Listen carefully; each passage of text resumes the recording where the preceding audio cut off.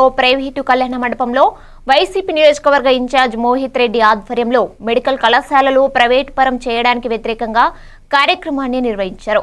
దివంగత ముఖ్యమంత్రి వైఎస్ రాజశేఖర రెడ్డిని ఆదర్శంగా తీసుకుని జగనన్న 17 మెడికల్ కళాశాలలను ఏర్పాటు చేశారని గుర్తు చేశారు. కూటమి ప్రభుత్వం రాష్ట్రంలోని పేద ప్రజలకు వైద్యాన్ని దూరం చేసేందుకు కుట్ర చేస్తుందని నాయకులు ఆరోపించారు.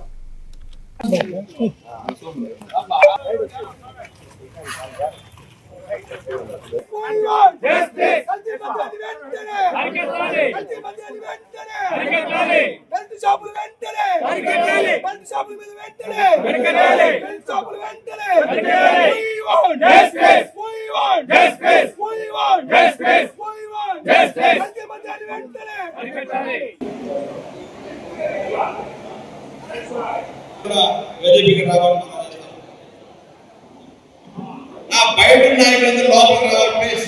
మాకు చేయలేడు మా చేయలేకనే అభివృద్ధి చేసుకోవడం జరిగింది. మన ఇప్పుడు చెప్పుకునే ముఖ్యమంత్రి విజనరీ ముఖ్యమంత్రి చెప్పుకునే ముఖ్యమంత్రి ఆ 5 నెలల్లో ఒక్క మెడికల్ సీట్ కూడా కొత్తగా వచ్చింది లేదు, ఏమీ లేదు.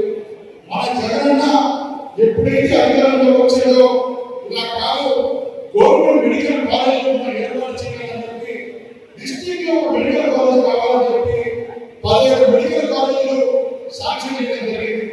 అంటే అదనంగా 2600 మెడికల్ సీట్లు, అంటే స్వతంత్రం వచ్చిన రోజు నుంచి 2014 వరకు 19 వరకు ఎన్ని సీట్లు అయితే వచ్చాయో అంతకు మించి 2 సీట్లు మన జగన్ వచ్చిన సంస్థలో సాంక్షన్ చేసి సెంట్రల్ గవర్నమెంట్ ఒప్పించి 17 మెడికల్ కాలేజీలు మనం సాంక్షన్ చేయడం జరిగింది.